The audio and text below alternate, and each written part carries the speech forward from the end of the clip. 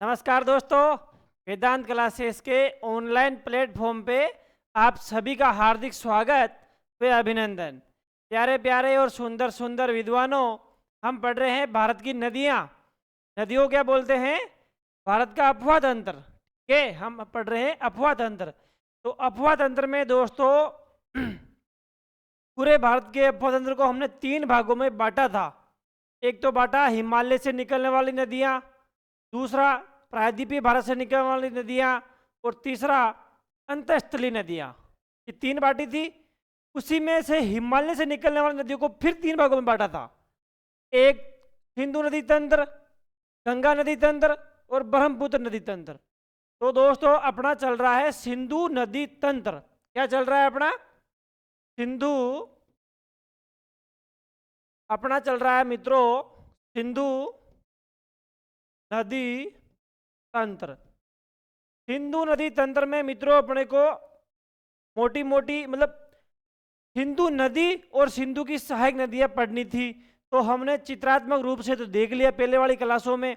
अब इनकी थोड़ी डिटेल लिखना बाकी थी, तो वो हम एक एक करके लिखना शुरू करते हैं। दोस्तों पिछली क्लासों में हमने चित्र बना के देख लिया और सिंधु नदी के बारे में लिख लिया। सिंधु के बाद सिंधु की मुख्य सहायक नदी थी चिनाब नदी, उसके बारे में भी लिख लिया। तो सिंधु नदी का उद्गम कहाँ से होता है? तिब्बत के पठार में बोखरचू हिमनद से होता है।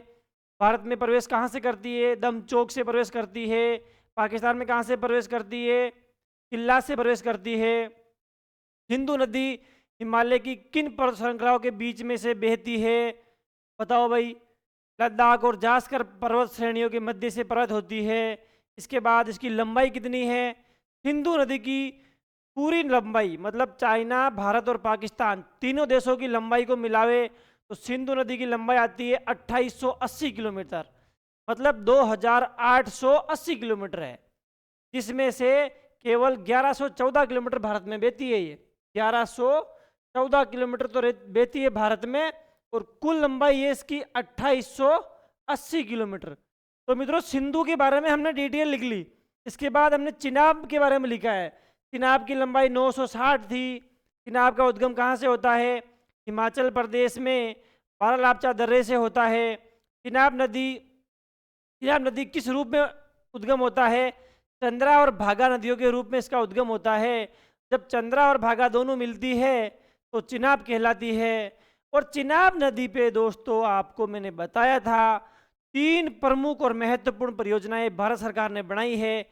उस तीनों परियोजनाओं का नाम है बगलीहार, दुलस्ती परियोजना और सलाल परियोजना। इसको ट्रिक से कैसे याद रखोगे? देखो चिनाब के बगल में हलाल होता है तो लोग हंसते हैं। एक है अपने पास ट्रिक है भाई, चिनाब नदी की परियोजनाएं। तो उसकी परियोजना कैसे करनी है आपको याद? चिनाब के बगल में, बगल का मतलब बगलीहार, हलाल यानी सलाल परियोजना। चिनाब के बगल में हलाल होता है तो दुनिया हंसती है। हंसती मतलब दुलहस्ती परियोजना। ठीक है, ये हमने करवा दिया मित्रों। और अब अपने को पढ़ना है, देखो मोटी मोटी नदियां थी आपको पता होना चाहिए। सिंधु नदी एक नदी थी अपनी सबसे ऊपर, सिंधु नदी, इसके बारे में हमने डिटेल लिख ली। इसके नीचे थी चिनाब नदी। चिनाब नदी की भी हमने डिटेल लिख ली मित्रों। इसके नीचे एक नदी आती है, उसका नाम है झेलम नदी। कौन सी नदी मित्रों? झेलम नदी। झेलम के नीचे आती है रावी नदी। रावी नदी, और रावी से नीचे आती है व्यास नदी। व्यास नदी, और सबसे दक्षिण में आती है एक सतलज नदी। इन नदियों के बारे में अपने को डिटेल लिखना थोड़ी बाकी है मित्रों। ये अपनी हो चुकी है, ये अपनी हो चुकी है। अपनी हेडिंग है अब ये झेलम नदी। मित्रों हेडिंग लगाओ आप, झेलम नदी। हेडिंग क्या लगाओगे आप? झेलम नदी हेडिंग लगाओ मित्रों।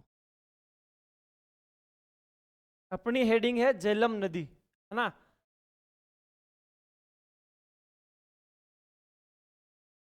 झेलम नदी। देखो, जब नदी पढ़ने की हमने पहली क्लास शुरू की ना, पहली क्लास में और दूसरी क्लास में मैंने चित्र बना के समझा दिया था। वो चित्र सामने रखना और देखते चलना भाई सही है या नहीं है ना। मैं लिखवा रहा हूँ पूरा डिटेल्स के बारे में। यह है अपनी झेलम नदी। तो मित्रों, झेलम नदी का उद्गम कहाँ से होता है? झेलम नदी का उद्गम होता है जम्मू कश्मीर में वेरीनाग के झरने से होता है। वेरीनाग के झरने, झरना जानते हो क्या? अरे ऊंचे ऊंचे पहाड़ों से जब पानी नीचे गिरता है उसे झरने ही तो बोलते हैं। तो जम्मू कश्मीर में स्थित वेरीनाग के झरने से शेषनाग झील को पानी मिलता है और उस शेषनाग झील से झेलम नदी निकलती है। देखना, जैसे ये है झरना, ये पानी डाक, ये है पर्वत है, पर्वत से पानी नीचे गिर रहा है, ये है झरना, ठीक है। और यहाँ पे एक झील है, इस झील का नाम है शेषनाग झील। क्या नाम है मित्रों? शेषनाग झील। जब इस झरने का नाम क्या है? झरने का नाम है देखो शेषनाग, और यह है वेरीनाग का झरना, वेरीनाग का झरना। दोस्तों, वेरीनाग के झरने से जब जल नीचे गिरता है शेषनाग झील में, और शेषनाग झील से एक नदी का उद्गम होता है, उस नदी का नाम है झेलम नदी। उस नदी का नाम है झेलम नदी। अगले पेज पे करते हैं, यहां डिटेल लिखेंगे। देखो मित्रों, बात ऐसी है, यह है अपना वेरीनाग का झरना,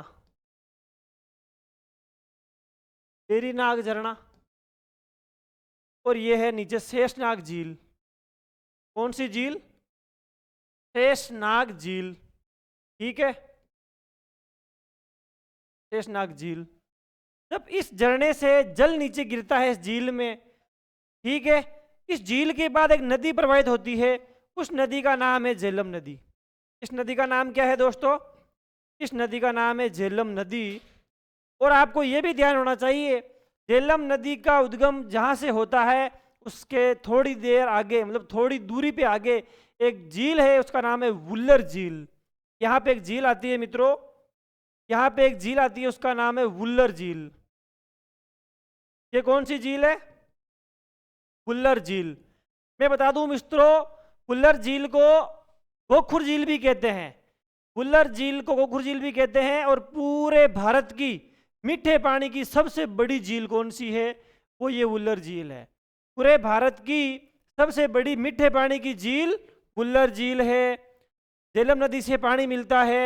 वुल्लर झील को गोखुर झील भी कहते हैं, वुल्लर झील को गोखुर झील भी कहते हैं मित्रों, ठीक है ना।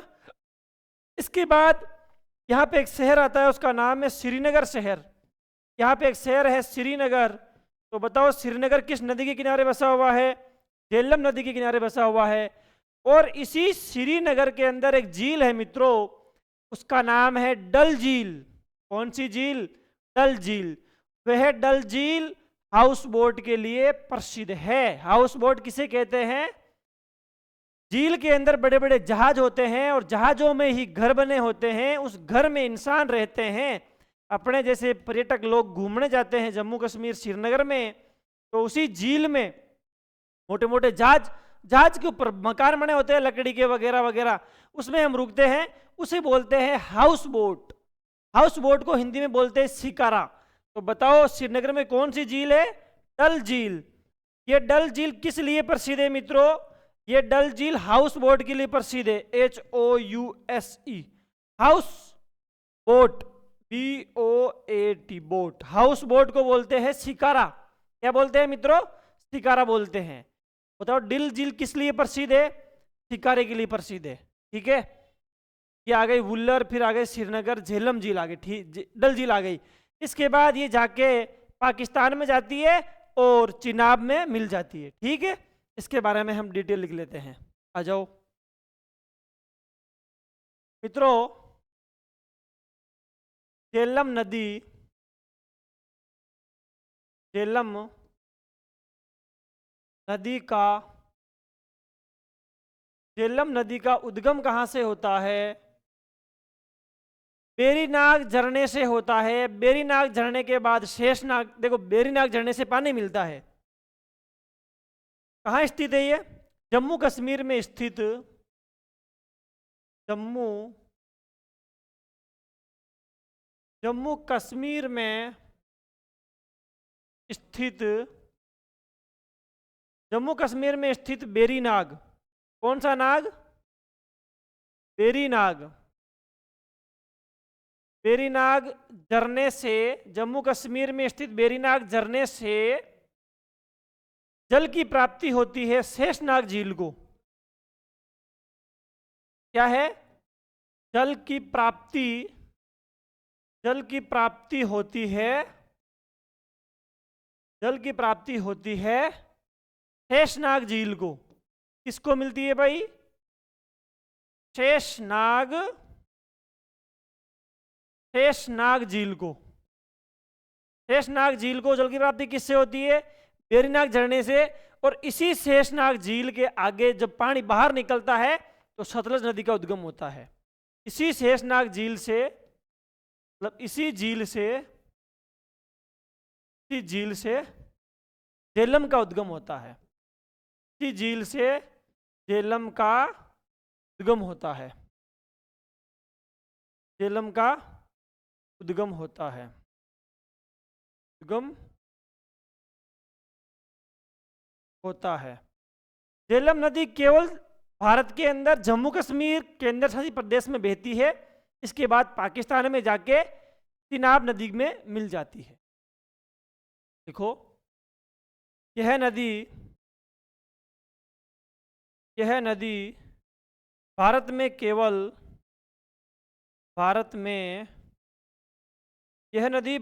केवल जम्मू कश्मीर में प्रवाहित होती है। जम्मू कश्मीर में बहती है तथा पाकिस्तान में जाकर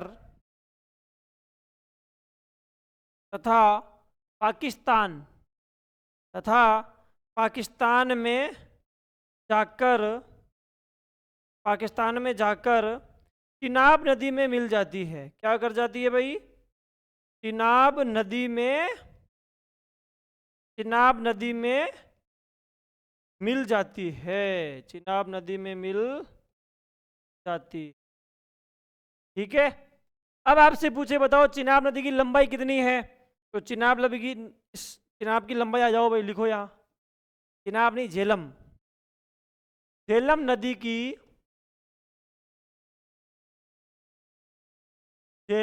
की लंबाई 720 है भाई। झेलम नदी की लंबाई 725। झेलम नदी की लंबाई कितनी है?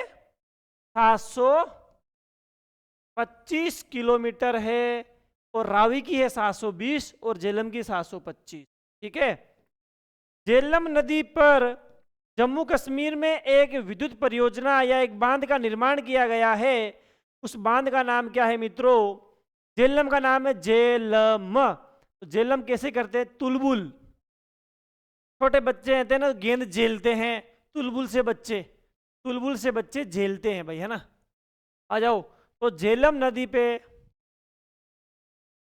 लिखो, झेलम नदी पर जम्मू कश्मीर, झेलम नदी पर जम्मू कश्मीर में एक परियोजना है।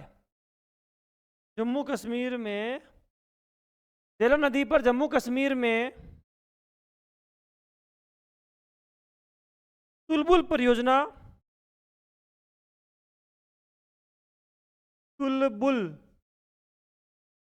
तुलबुल परियोजना या तुलबुल बांध, एक ही बात है भाई। तुलबुल परियोजना या तुलबुल बांध का निर्माण किया गया है।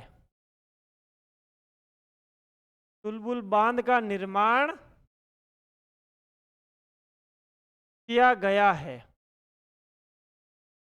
यह परियोजना, कौन सी परियोजना? वो तुलबुल परियोजना। यह परियोजना भारत व पाकिस्तान के बीच में विवादित है। विवादित क्यों है? क्योंकि सिंधु, झेलम, चिनाब, ये तीनों नदियां समझौते के तहत पाकिस्तान के पास चली गई और रावी व्यास, सतलज भारत के पास रह गई। तो जो नदियां पाकिस्तान के पास चली गई या पाकिस्तान के एंटर में आ गई तो उस पे भारत का अधिकार नहीं रहा भाई बांध बनाने का। भारत वाले बांध बना रहे, जबरदस्ती बना रहे हैं, है ना भाई, जबरदस्ती बांध बना रहे, तो इसका मतलब ये तो विवादित रहेगा ही रहेगा। फिर विवाद करेंगे, आए दिन राड़ होगी, लड़ाई झगड़ा होगा, ठीक है ना। आ जाओ, ये परियोजना भारत व ये परियोजना भारत व पाकिस्तान के मध्य विवादित है। पाकिस्तान के मध्य विवादित है।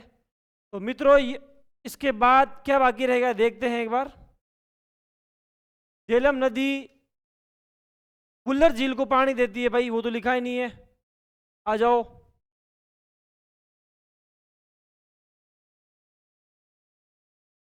झेलम नदी झेलम नदी द्वारा झेलम नदी द्वारा वुल्लर झील, कौन सी झील भाई? झेलम नदी द्वारा वुल्लर झील, वुल्लर झील व डल झील, वुल्लर झील व डल झील को वुल्लर झील व डल झील को पानी की आपूर्ति करती है भाई, जल की आपूर्ति करती है। ये कौन करती है? वुल्लर झील व डल झील को जल की आपूर्ति करती है, जल की आपूर्ति, जल की आपूर्ति करती है। आपको पता होना चाहिए मित्रों, यह है वुल्लर झील पूरे भारत की सबसे बड़ी मीठे पानी की झील है। लिख लो, वुल्लर झील। आपसे एग्जाम में पूछेगा कि बताओ वुल्लर झील कहाँ है, तो जम्मू कश्मीर में है। डल झील कहाँ है, तो जम्मू कश्मीर में है। इन दोनों झीलों को किस नदी द्वारा पानी की प्राप्ति होती है, तो झेलम द्वारा प्राप्त होता है। तो लिखो, वुल्लर झील, वुल्लर झील पूरे भारत की, वुल्लर झील पूरे भारत की सबसे बड़ी मीठे पानी की झील है। सबसे बड़ी सबसे बड़ी सबसे बड़ी मीठे पानी की सबसे बड़ी मीठे पानी की झील है। सबसे बड़ी मीठे पानी की झील है। और आपसे नोट लगा के लिख सकते हो आप चाहो तो। चिल्का झील सबसे बड़ी खारे पानी की झील है और वुल्लर झील सबसे बड़ी मीठे पानी की झील है। लिख दो चिल्का झील। चिल्का झील कहाँ पड़ती है? उड़ीसा में पड़ती है भाई। चिल्का झील सबसे बड़ी खारे पानी की झील है। सबसे बड़ी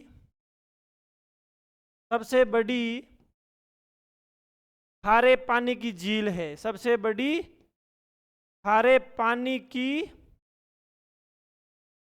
खारे पानी की झील है। सबसे बड़ी खारे पानी की झील है। ठीक है, आगे लिखो। ये डल श्रीनगर झेलम नदी के किनारे बसा हुआ है ना भाई। बताओ श्रीनगर कौन सी नदी के किनारे बसा हुआ है? श्रीनगर झेलम नदी के किनारे बसा हुआ है। श्रीनगर झेलम नदी के किनारे झेलम नदी के किनारे बसा हुआ है। सही है ना, बसा हुआ है। आपको यह भी पता होना चाहिए श्रीनगर में डल झील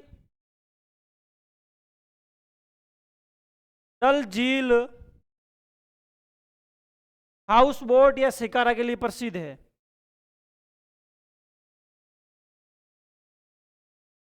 हाउस बोट या शिकारा, हाउस बोट या शिकारा के लिए प्रसिद्ध है। शिकारा के लिए प्रसिद्ध है। आपको ये भी पता होना चाहिए दोस्तों, सिंधु नदी का पुराना नाम क्या था? इंडस। झेलम का क्या था? वितस्ता। चिनाब का अस्किनी। रावी का पुरुषणी। व्यास का विपाशा। सतलज का सतुद्री।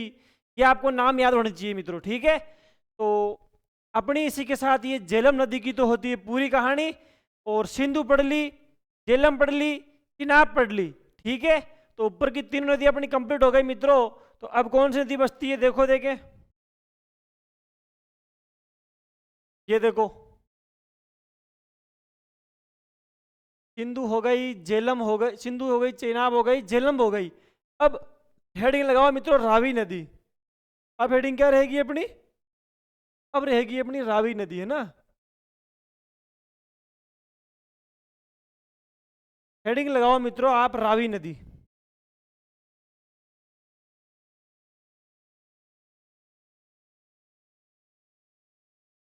रावी नदी। दोस्तों रावी नदी के बारे में मैं थोड़ा कुछ बता दूं आपको। देखो, रावी नदी का उद्गम होता है रोहतांग दर्रे से। रोहतांग दर्रे से निकलने के बाद ये हिमाचल प्रदेश में बहती है। हिमाचल प्रदेश में बहने के बाद जाती है पंजाब।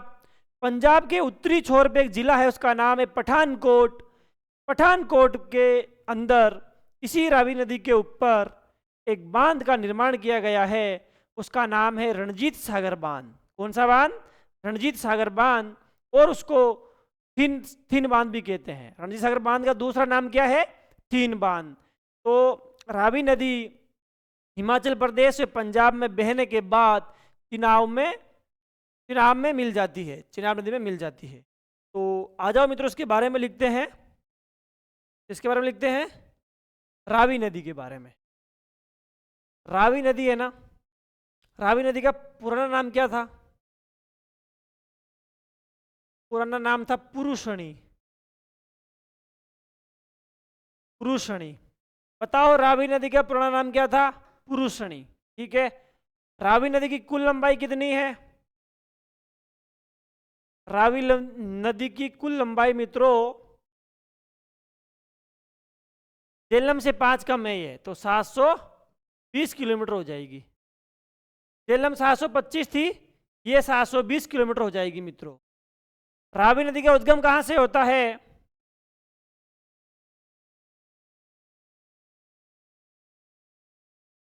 रावी नदी का उद्गम कहां से होता है मित्रों? रावी का उद्गम होता है रोहतांग दर्रे से। कौन से दर्रे से होता है? रोहतांग दर्रे से। हिमाचल प्रदेश में स्थित रोहतांग दर्रे से।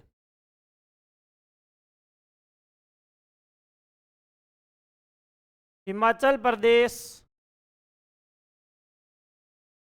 हिमाचल प्रदेश में स्थित, हिमाचल प्रदेश में स्थित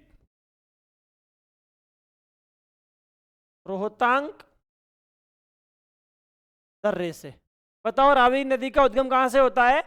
हिमाचल प्रदेश में स्थित रोहतांग दर्रे से, ठीक है। यह नदी हिमाचल प्रदेश में बहने के बाद, यह नदी हिमाचल प्रदेश में,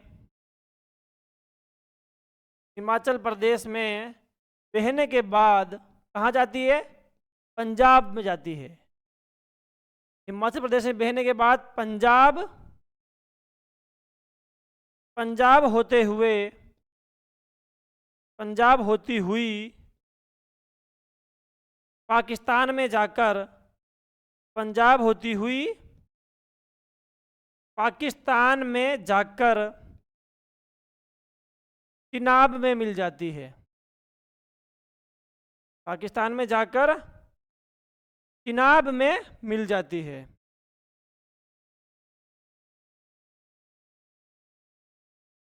मिल जाती है, ठीक है मित्रों। और एक बात है, रावी नदी पर पंजाब राज्य में एक बांध बनाया गया, उसका नाम है थिन बांध। तो वो यहीं लिख देते हैं, आ जाओ। रावी नदी पर, रावी नदी पर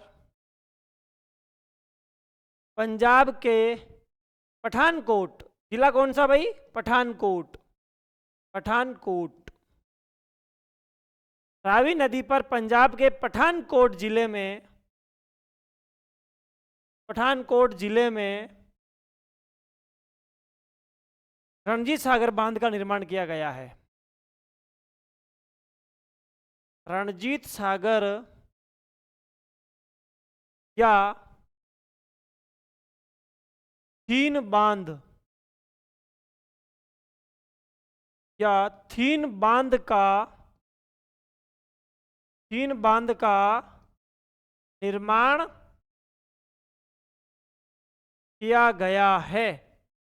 निर्माण किया गया है। ठीक है, बताओ थीन बांध को रणजीत सागर बांध क्यों कहते हैं?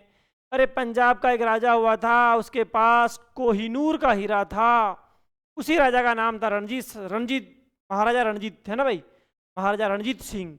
तो उसी के मान सम्मान के लिए इस बांध का नाम रणजीत सागर बांध रखा गया, और दूसरा नाम इसका नाम थीन बांध। ठीक है, तो ये अपनी बात हो गई। तो अपनी रावी नदी पूरी हो गई मित्रों।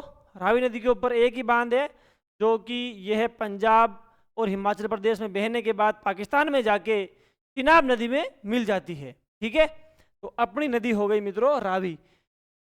अब देख लो कितनी हो गई अपनी, देखो सिंधु,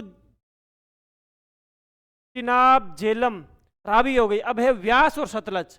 पहले एक काम करते हैं, चलो व्यास लिख लेते हैं, आ जाओ।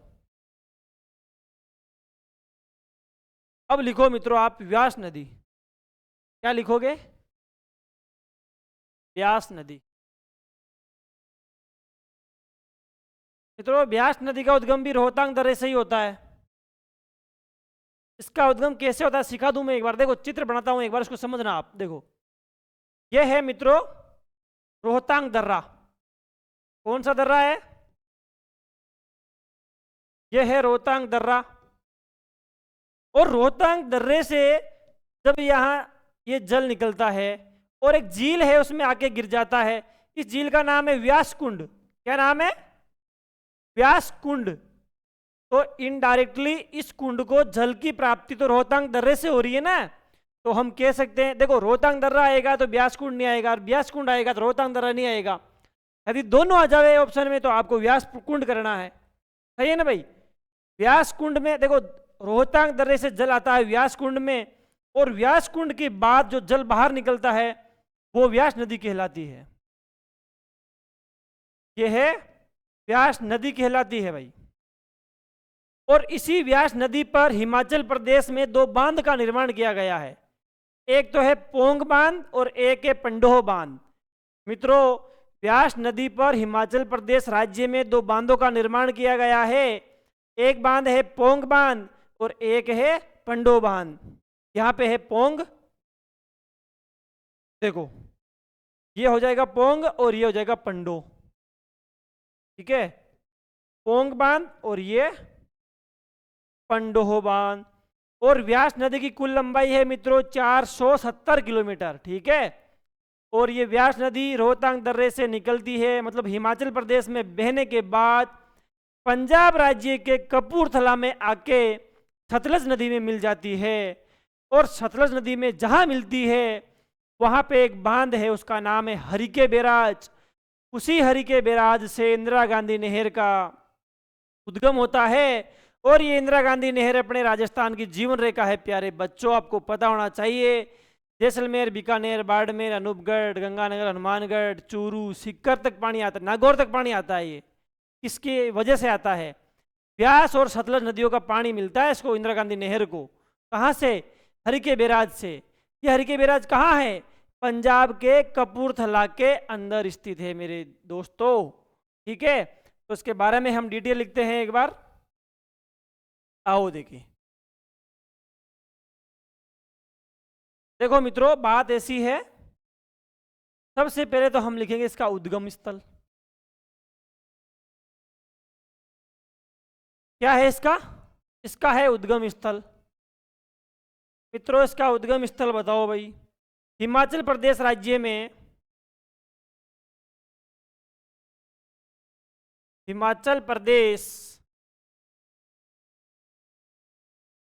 हिमाचल प्रदेश राज्य में,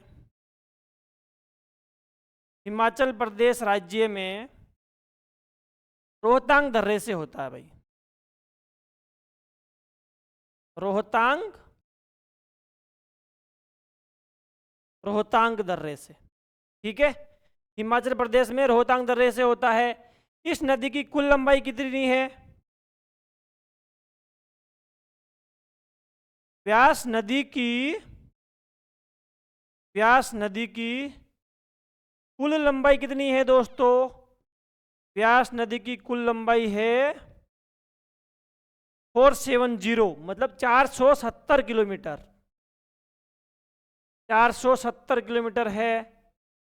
यह नदी यह नदी हिमाचल प्रदेश में बहने के बाद पंजाब राज्य में आके कपूरथला में सतलज में मिल जाती है, ठीक है। तो पहले ये लिख लो, इसी नदी पे पंजाब में 2 बांध का निर्माण किया गया है। व्यास नदी पर, व्यास नदी पर हिमाचल प्रदेश राज्य में, व्यास नदी पर हिमाचल प्रदेश राज्य में, हिमाचल प्रदेश में 2 बांधों का निर्माण किया गया है, 2 बांधों का निर्माण किया गया है, 2 बांधों का निर्माण किया गया है, 2 बांधों का निर्माण किया गया है। उसमें से पहला बांध है दोस्तों पोंग और दूसरा है पंडोह। पहला तो हो जाएगा पोंग बांध और दूसरा हो जाएगा पंडोह बांध, दूसरा हो जाएगा पंडोह बांध, ठीक है दोस्तों। तो ये अपना हुआ पोंग बांध और पंडोह बांध। मित्रों इसके अंदर देखोगे आप तो दोनों बांध की स्थिति कहाँ है? हिमाचल प्रदेश में। कहाँ है मित्रों?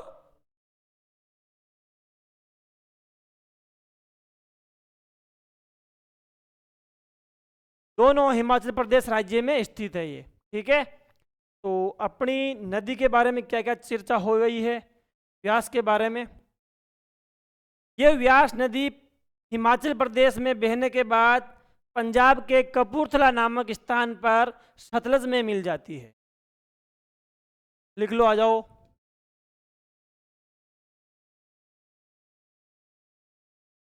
व्यास नदी क्या है भाई? व्यास नदी हिमाचल प्रदेश में, व्यास नदी हिमाचल प्रदेश में, हिमाचल प्रदेश में बहने के बाद, बहने के बाद पंजाब के कपूरथला नामक स्थान में आके सतलज में मिल जाती है। व्यास नदी हिमाचल प्रदेश में बहने के बाद पंजाब के, कहाँ भाई? पंजाब के कपूरथला, ये कपूरथला की एक विशेषता है। रेलगाड़ी में ये मालगाड़ी के डिब्बे बनते हैं, रेल के मालगाड़ी डिब्बे कपूरथला में बनते हैं दोस्तों, और एक बनता है तब वो चेन्नई में बनता है, ठीक है। तो ये ध्यान रखना है कि पंजाब के कपूरथला, कपूरथला, कपूरथला नामक स्थान पर, कपूरथला नामक स्थान पर कहाँ मिल जाती है? सतलज नदी में मिल जाती है, सतलज नदी में मिल जाती है, सतलज नदी में मिल जाती है। जहां व्यास और सतलज नदी मिलती है वहां एक बांध का निर्माण है। देखो, जहां ये सतलज है और ये व्यास है, सॉरी ये व्यास है और ये सतलज है, जहां ये मिल रही है वो शहर है कपूरथला, और यहाँ एक बांध का निर्माण होता है। उस बांध का नाम है दोस्तों हरिके बैराज। इसी हरिके बैराज से अपने राजस्थान की जीवन रेखा का उद्गम होता है, उसका नाम है इंदिरा गांधी नहर, ठीक है। तो लिखो इसके बारे में। व्यास और सतलज के संगम पर क्या है भाई? व्यास और सतलज के संगम पर लिखो, व्यास नदी व सतलज नदी। व्यास नदी व सतलज नदी के संगम पर एक बांध का निर्माण किया गया। संगम पर हरिके बैराज बांध का निर्माण किया गया, उसका नाम है हरिके बैराज। हरिके बैराज ये बांध है, बेरा नहीं है भाई, बैराज। बताओ हरिके बैराज कहाँ है? कपूरथला में है। व्यास और संगम के, व्यास और सतलज के संगम पे एक बांध है, उसका नाम है हरिके बैराज। इसी हरिके बैराज से इंदिरा गांधी नहर का उद्गम होता है। हरिके बैराज बांध से, ऐड लिखो, इसी बांध से, कौन सा बांध? हरिके बैराज। इसी बांध से राजस्थान की जीवन रेखा लिख दो। इसी बांध से, इसी बांध से राजस्थान की जीवन रेखा, कौन है भाई, आप या मैं? राजस्थान की जीवन रेखा इंदिरा गांधी नहर का उद्गम होता है। इंदिरा गांधी नहर का उद्गम होता है। इंदिरा गांधी नहर का, इंदिरा गांधी नहर का उद्गम होता है। और दोस्तों याद रखना, पोंग और पंडो बांध, यहाँ एक विद्युत की मतलब विद्युत का उत्पादन किया जाता है।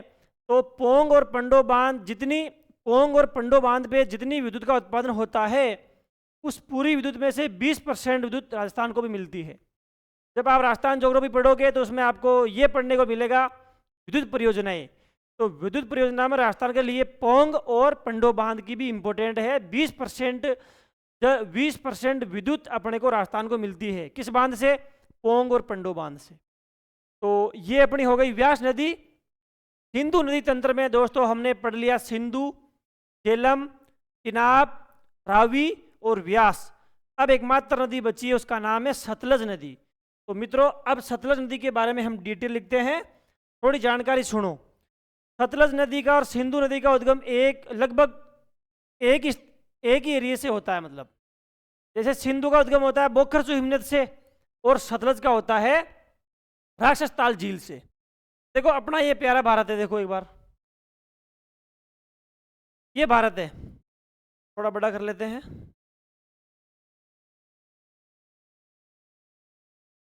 देखो दोस्तों यहां पे है बोखरचू हिमनद, यहां से निकलती है सिंधु नदी, और यहां पे है राक्षस झील, यहां से निकलती है सतलज नदी। सतलज नदी हिमाचल प्रदेश में सिपकिला दर्रे से प्रवेश करती है। सतलज नदी, थोड़ी उधर बढ़ो भाई, ये है अपना बोखरचू हिमनद और ये है राक्षसताल झील। ठीक है, राक्षसताल झील से सतलज नदी का उद्गम होता है और हिमाचल प्रदेश में कहां से प्रवेश कर रही है? सिपकिला दर्रे से प्रवेश कर रही है। ये सिपकिला दर्रे से प्रवेश करने के बाद हिमाचल प्रदेश में बहती है, हिमाचल प्रदेश से पंजाब जाती है, पंजाब के बाद मिठान पाकिस्तान में जाती है, और पाकिस्तान का एक स्थान है उसका नाम है मिठानकोट। सॉरी, मिठानकोट में नहीं मिलती, ये चिनाब में मिलती है भाई। ये जाती है उच्च नामक स्थान है, यहाँ पे एक स्थान उसका नाम है उच्च। पाकिस्तान में जगह पड़ती है उच्च में जाके ये चिनाब में मिल जाती है। क्या कहा मैंने? उच्च में जाके चिनाब में मिल जाती है। और ये नदी है अपनी चिनाब नदी। ये चिनाब मिठानकोट जाती है, यहाँ पे है मिठानकोट। मिठानकोट कहाँ है भाई?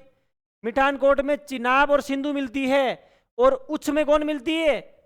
उच्च में मिलती है सतलज और चिनाब। उच्च में मिलती है सतलज और चिनाब। ठीक है, तो मित्रों हम सतलज के बारे में थोड़ी डिटेल लिख लेते हैं, है ना। आ जाओ,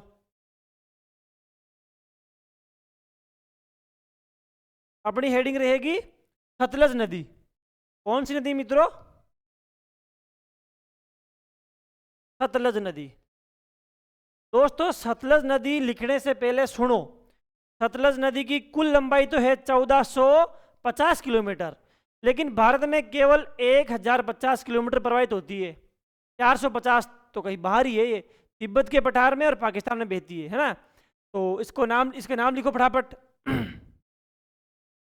सबसे पहले लिखेंगे सतलज का उद्गम स्थल। उद्गम कहाँ है? चीन देश में स्थित तिब्बत के पठारी क्षेत्र में एक झील है, उसका नाम है राक्षसताल झील। तो लिखो चीन में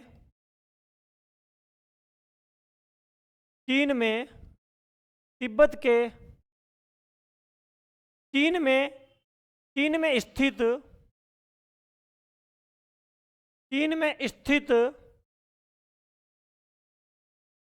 तिब्बत के पठारी क्षेत्र, तिब्बत के पठारी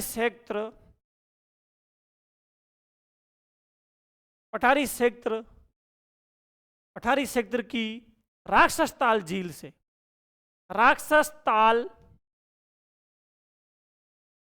राक्षसताल झील से क्या कहा मैंने? सतलज नदी का उद्गम कहां से होता है?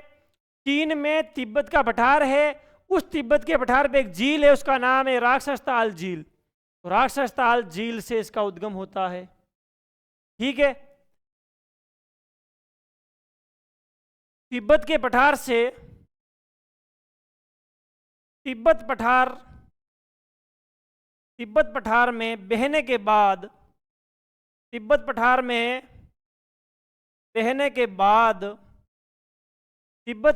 में बहने के बाद छिपकिला दर्रे से भारत के हिमाचल प्रदेश में प्रवेश करती है। तिब्बत पठार में बहने के बाद छिपकिला दर्रे से, कौन से दर्रे से मित्रों? छिपकिला दर्रे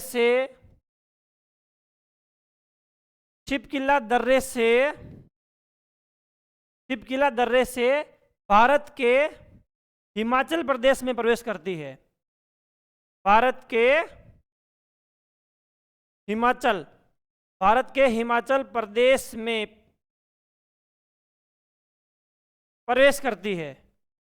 भारत के हिमाचल प्रदेश में प्रवेश करती है। बताओ दोस्तों, सतलज नदी भारत में कहां से प्रवेश करती है? छिपकिला दर्रे से प्रवेश करती है।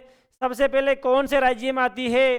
हिमाचल प्रदेश में आती है। ठीक है, तो हिमाचल प्रदेश के अंदर ही सतलज नदी पे एक परियोजना है, एक बांध का निर्माण किया गया है, उसका नाम है नाथपा झाकरी परियोजना। लिखो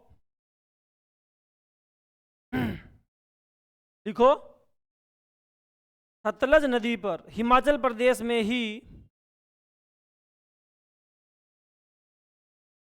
सतलज नदी पर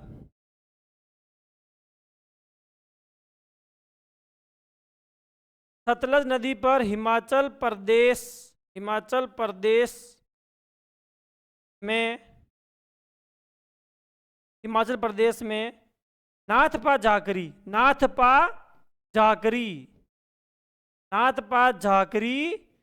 परियोजना या बांध एक ही बात है भाई। नाथपा झाकरी परियोजना का निर्माण किया गया है,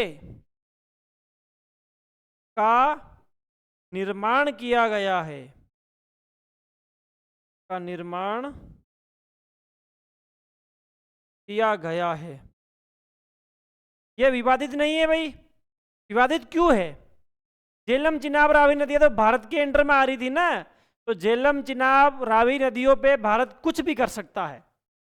बांध बनावे, चाहे परियोजना बनावे, चाहे लोग हंसावे, चाहे कुछ भी करे ना यार, डांस करे, ये तो अपने भारत की है। तो ये विवादित नहीं है। ठीक है, अब अगले पेज पे लिखो कि सतलज नदी की कुल लंबाई कितनी है?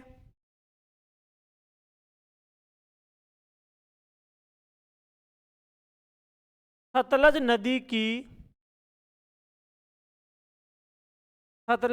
की कुल लंबाई कितनी है भाई? सतलज नदी की कुल लंबाई है 1450 किलोमीटर। कितनी है? 1450 किलोमीटर। सतलज नदी भारत में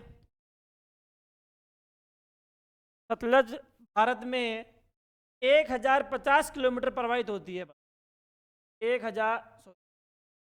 1050 किलोमीटर प्रवाहित होती है।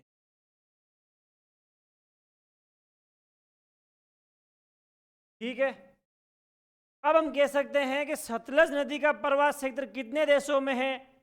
आप बताओ। सतलज नदी का प्रवाह क्षेत्र है 3 देशों में। कौन कौन से देशों में है? चाइना में है, भारत में है और पाकिस्तान में है। आ जाओ। सतलज नदी,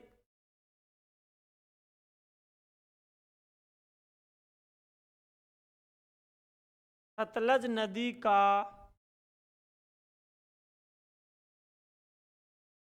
प्रवाह क्षेत्र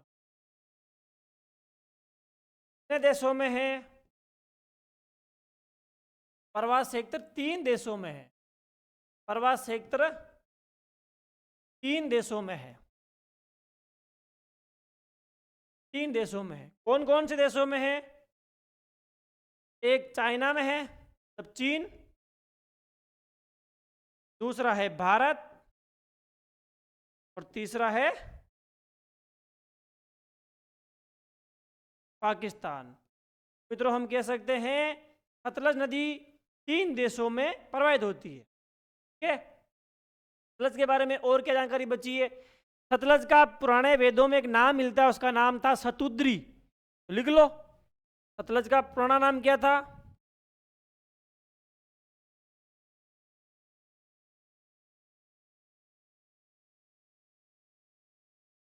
सतलज नदी का पुराना नाम क्या था भाई? शतुद्री। ये मिलता है शतुद्री। और सतलज नदी पे और कोई बांध है, नाथपा झाकरी है, और 2 बांध और है। एक बांध है उसका नाम है भाखड़ा बांध, और एक बांध है उसका नाम है नांगल बांध। देखो दोस्तों, ये है हिमाचल प्रदेश और ये है पंजाब। समझना, ये तो है हिमाचल प्रदेश, ये हिमाचल प्रदेश और ये है पंजाब। ठीक है, तो मित्रों, जब एक नदी आ रही है, सतलज नदी ये आ रही है, ठीक है, तो यहां 2 बांध है। एक बांध तो है हिमाचल प्रदेश और पंजाब की सीमा पे, उसका नाम तो है भाखड़ा बांध। भाखड़ा कहाँ पड़ेगा? हिमाचल प्रदेश में। और यहां पे एक बांध है, उसका नाम है नागल बांध। क्या नाम है? नांगल बांध। जब आप नाम लेते हो भाखड़ा नांगल बांध, तो नाम पहले किसका आता है? पहले भाखड़ा का आता है या नांगल का आता है? पहले भाखड़ा का आता है। और नदी भी इधर से आ रही है, तो यहां भाखड़ा कर दो हिमाचल प्रदेश में और नांगल बांध कर दो पंजाब में। ठीक है, तो लिखो, के बारे में जानकर लिखो, आ जाओ।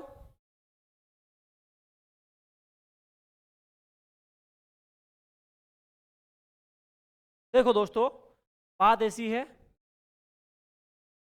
सतलज नदी पर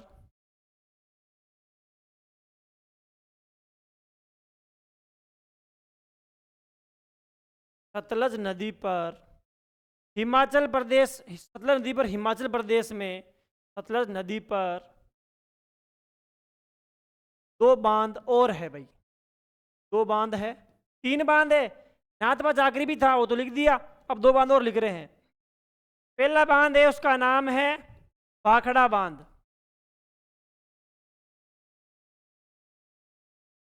भाखड़ा बांध। और दूसरा बांध है नागल बांध। कौन सा बांध दूसरा? नागल बांध। मित्रों, भाखड़ा बांध तो पड़ता है अपना हिमाचल प्रदेश में ही।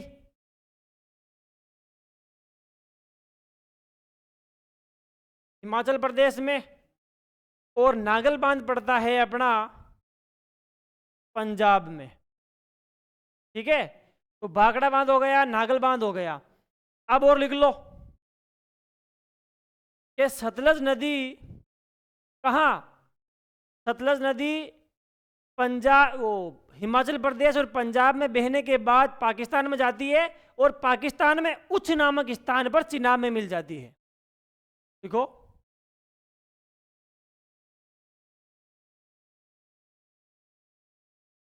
सतलज नदी, सतलज नदी 3 हिमाचल प्रदेश,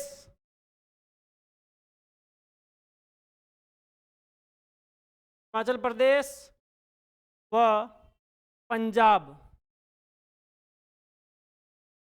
व पंजाब में बहने के बाद, पंजाब में बहने के बाद पाकिस्तान के, बहने के बाद पाकिस्तान के, पाकिस्तान का एक स्थान आता है उसका नाम है उच्च। क्या नाम बताया मैंने? उच्च। तो पाकिस्तान के उच्च नामक स्थान पर, पाकिस्तान के उच्च, उच्च नामक स्थान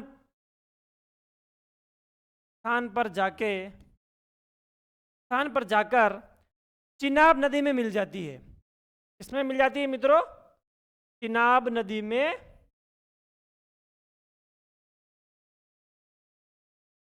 चिनाब नदी में